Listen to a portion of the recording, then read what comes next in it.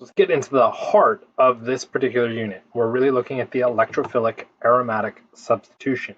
So let's really break down the name, because the name of this reaction gives us a lot of information. So electrophilic, that means we need an electrophile. Okay, so a good symbol could be E, and for it to be an electrophile, it must be an electron acceptor. If it is an electron acceptor, it is likely positive, so let's go ahead and drop it in. There's our positive. So we've got our electrophilic. The next part is aromatic. So our aromatic, as we addressed, is really just a benzene ring. Right? Before we push into the substitution, could the aromatic ring be our electrophile, or the electrophilic part of this? Well, if we go through and look at the aromatic ring, we've got carbons and hydrogens all the way around it. So that in and of itself isn't a big useful thing to look at, because we could have those being electrophilic. But to get that positive charge, you would need to withdraw some electron density. And there isn't anything electronegative to make those carbons or hydrogens positive. So it acting as an electrophile isn't very likely.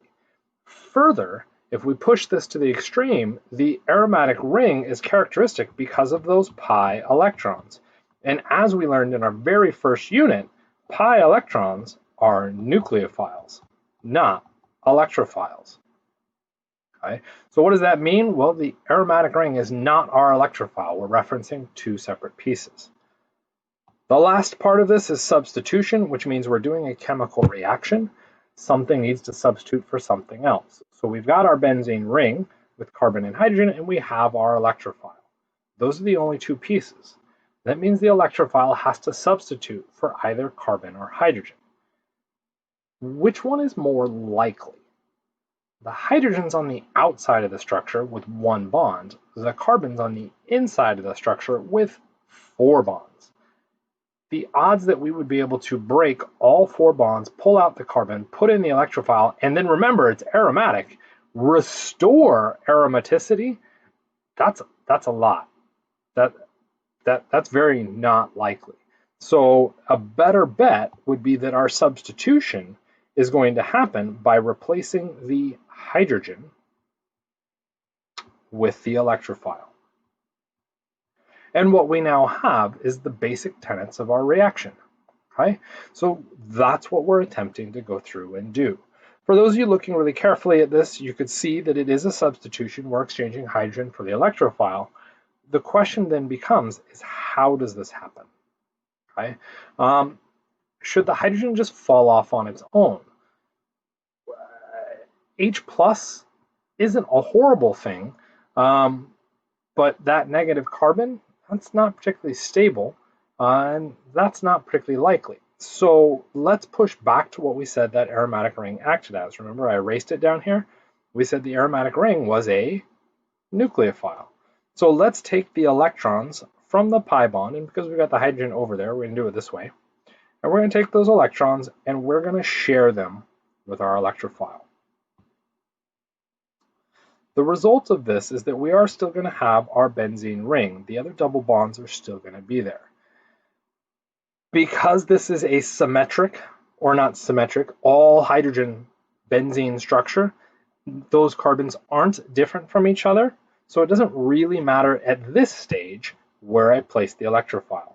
For the sake of argument though, and for simplicity's sake, we're going to place it up here to try and mimic our end result.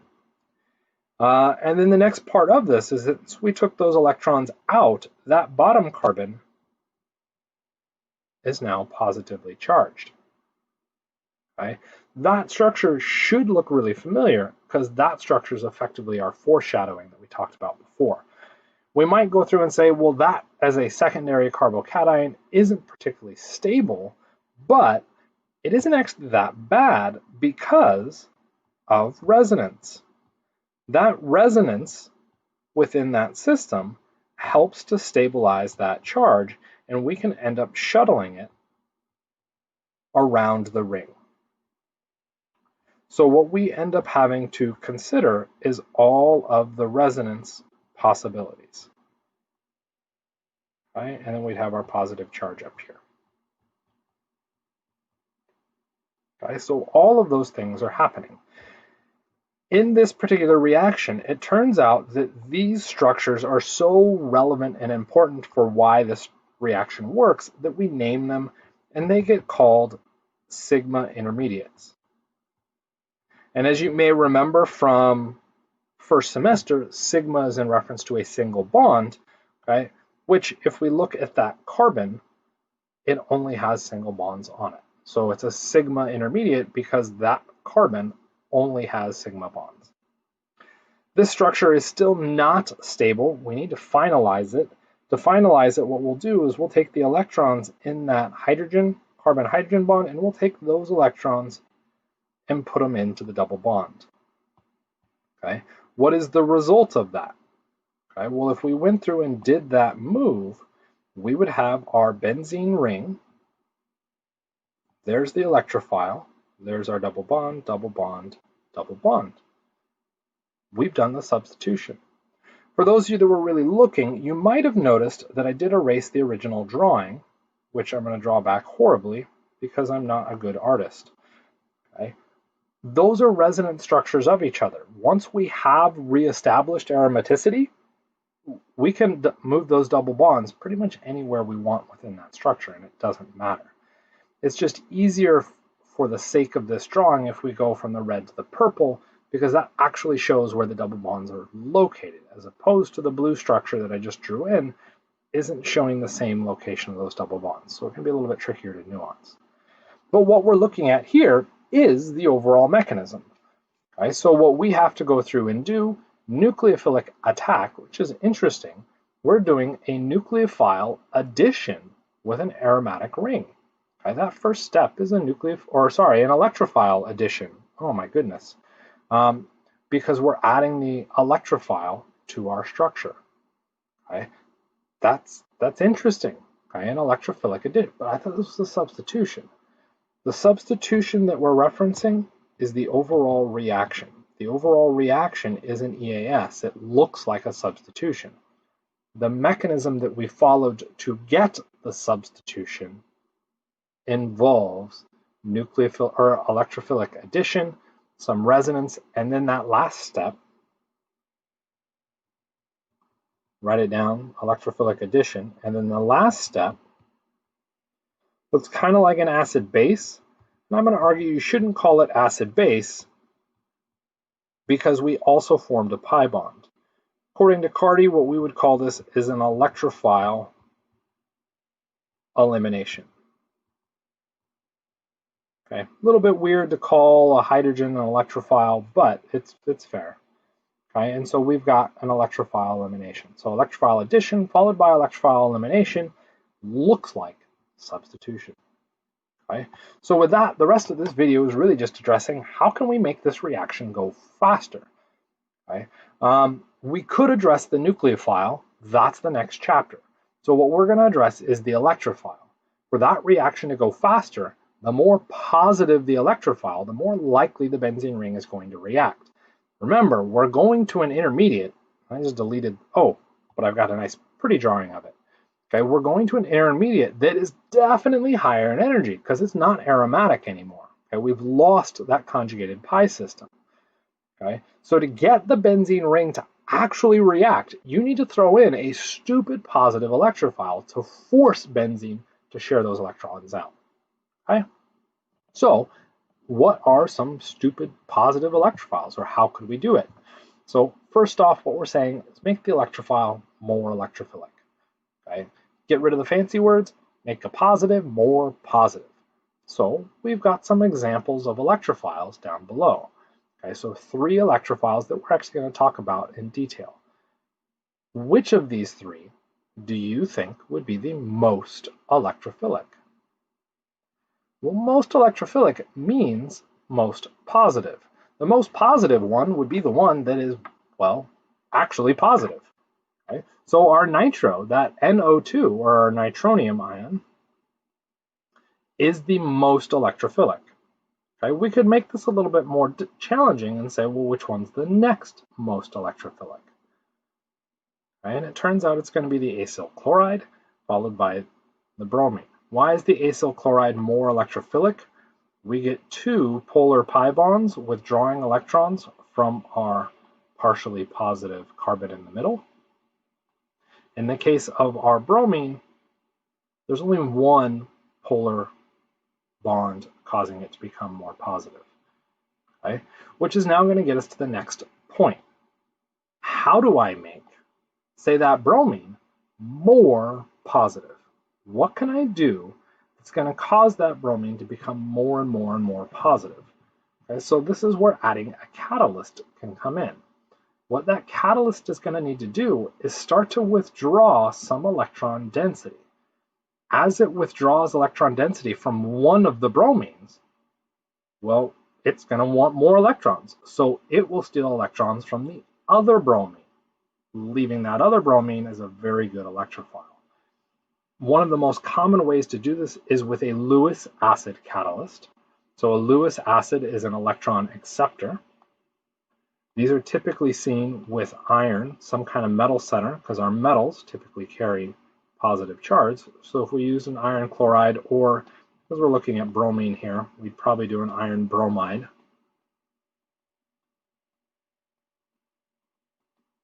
That iron is looking for some electrons because the bromines are withdrawing so much. And so the Br2 can start to share electrons with it. The result is that center bromine becomes positively charged. And before you start going, there's the positive, that must be the electrophile, be careful, because that bromine has a complete octet and can't accept more electrons. But what this does set up is a positive bromine that doesn't want to be positive. It can steal electrons from the last bromine. We would end up with our iron, now tetrabromide, but more importantly, we would now have a bromine cation. That is now super active and is going to be looking for electrons and can make benzene act like a nucleophile. So what we're doing to speed our electrophiles along is to make them more electrophilic by adding a catalyst. That catalyst will target those electrons, start to withdraw some, and force it to react. Okay? Which is kind of neat. That's the catalyst.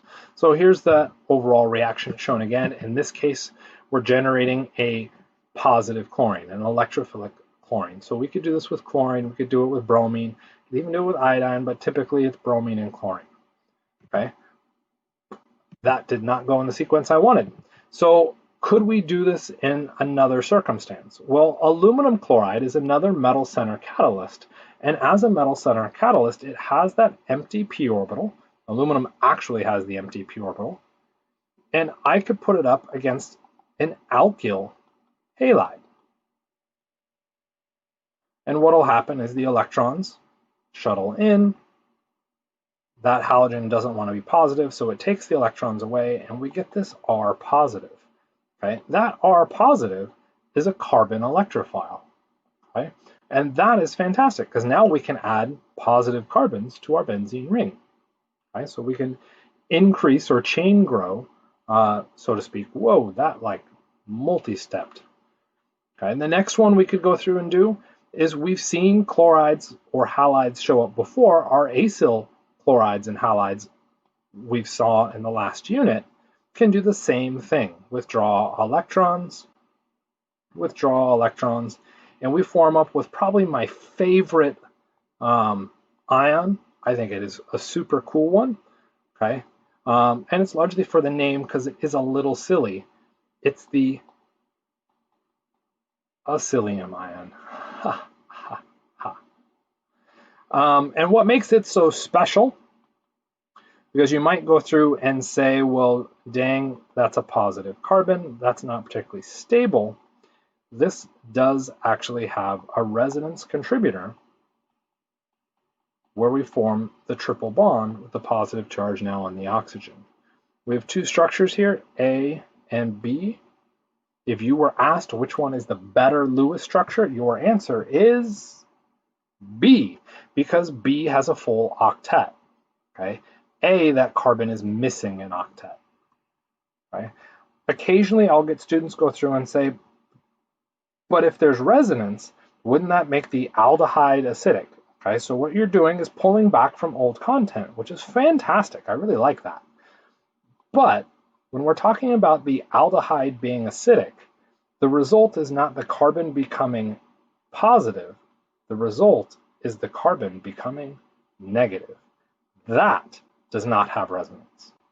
Okay? So don't associate it with the aldehyde. The aldehyde's a wrong direction. Okay? So we get the acylium ion, we get a carbocation, and we get the chlorine structure. You'll notice the last two both use the same catalyst, the aluminum trichloride. That catalyst is super common and was kind of discovered by Friedel and Crafts, which means the alkylation and the acylation, which is what those two are. Alkyl, because you're adding just carbon, so alkyl. And the other one, acyl, because you're adding an acyl group, you're adding the carbon with the double bond oxygen, okay, which is a little bit easier to see here. Okay, so the alkylation and the acylation are typically moved through the Friedel-Crafts reaction. There are complications of the Friedel-Crafts reaction, in fact, multiple.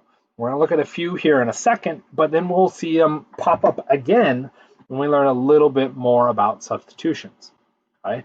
Those complications or bonuses, if you will, are actually addressed already on the slide. Okay? The alkylation requires an active nucleophile. We don't know what an active nucleophile is yet, so don't stress. We'll talk about it later, okay? But it needs an active nucleophile. The acylation, because that carbocation is more stable, why? Oh yeah, the resonance. It doesn't have to be an active nucleophile.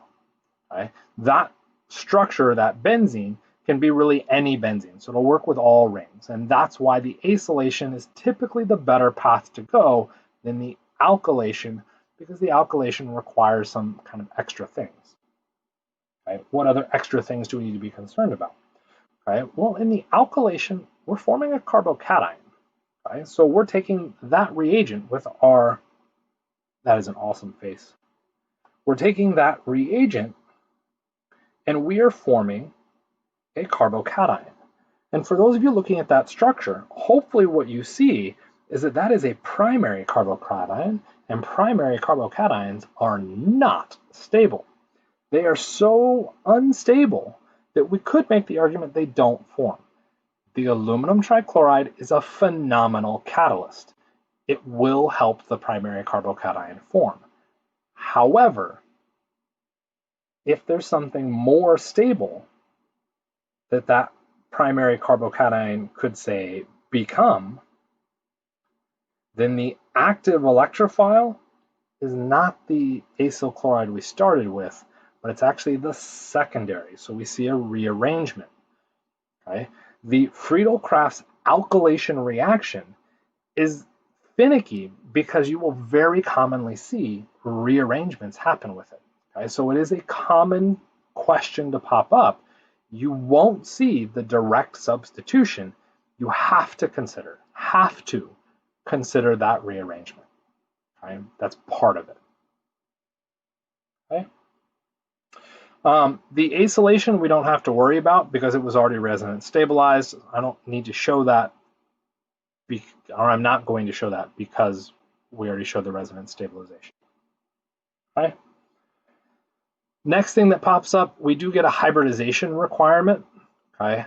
For this particular reaction, it doesn't work. Right? We said the primary carbocation could form because of the aluminum trichloride, but it's ultimately able to form in very small concentrations that quickly stabilize. This structure, if we tried to go through and form this into the active electrophile, we'd be putting a positive charge on the ring. And what we should remember from ochem 1 is that benzene cations do not form. They're not stable. Okay?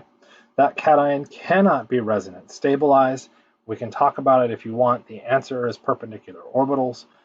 Okay? It can't be stabilized.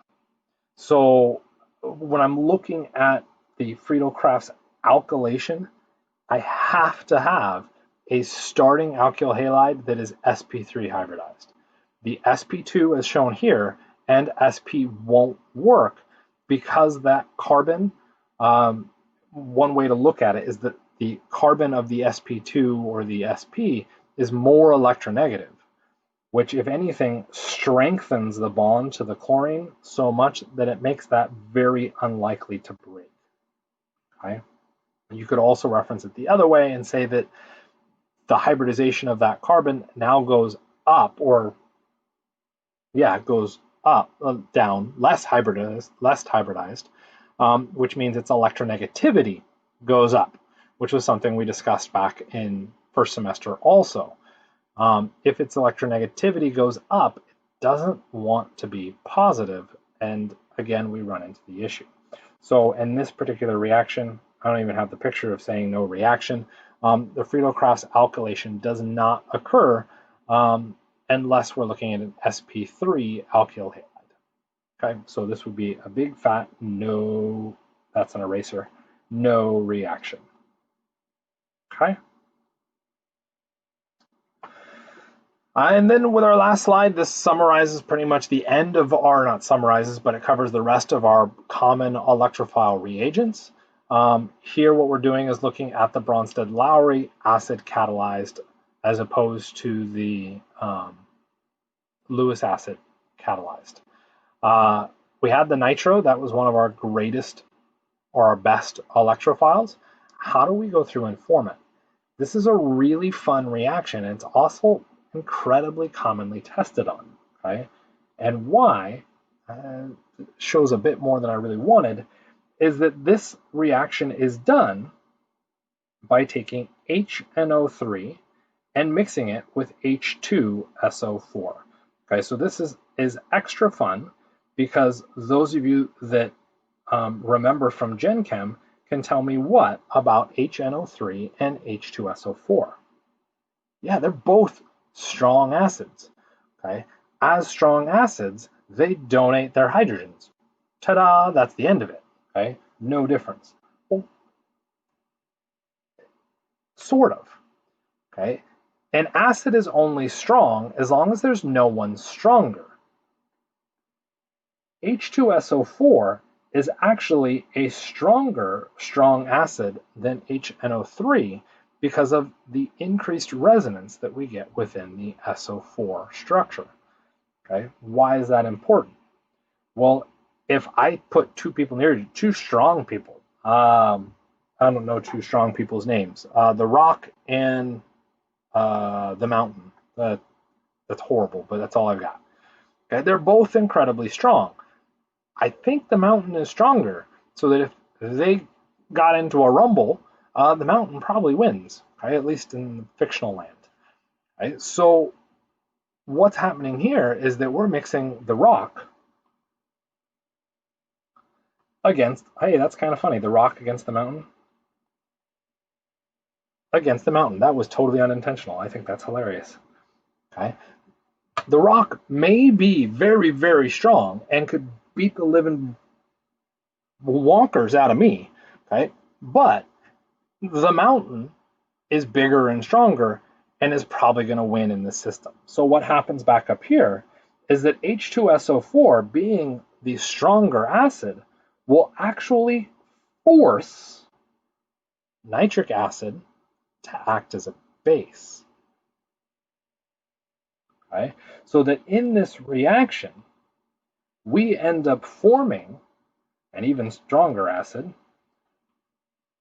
Nitric acid acts as a base, whereas the H2SO4 acts as an acid. Why does this become useful? Well, that structure that we generate is now incredibly unstable, and it falls apart quickly.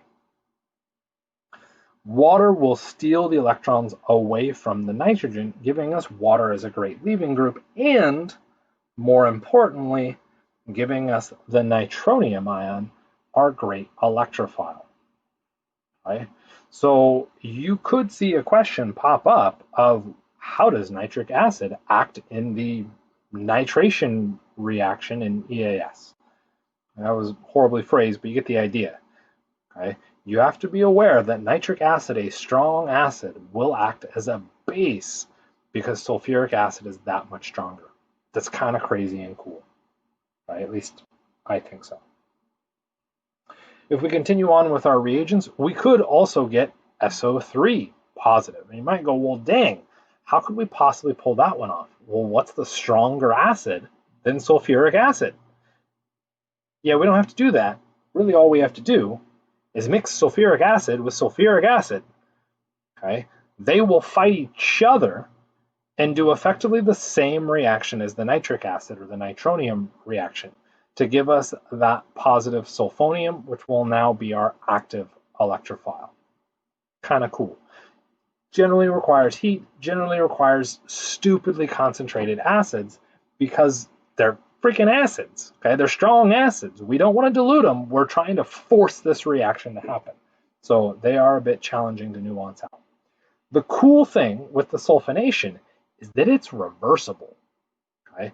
If I want to pull, I could put a sulfur or the sulfate group on the benzene ring, and if I want to get rid of it, I just throw sulfuric acid and water back at it, and that'll pop it right back off the structure.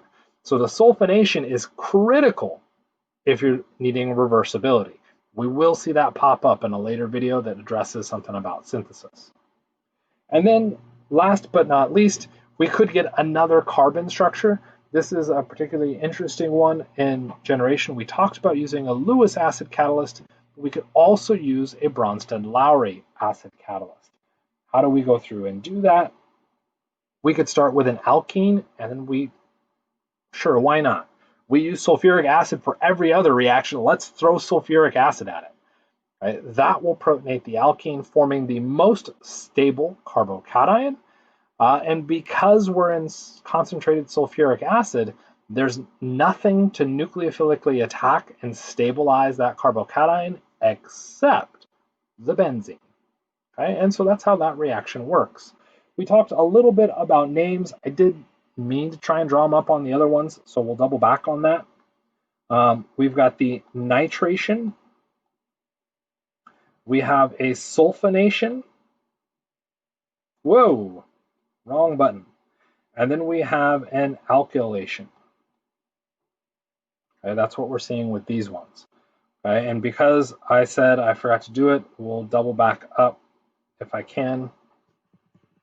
We'll go a little bit fast. Sorry if it gives you headaches.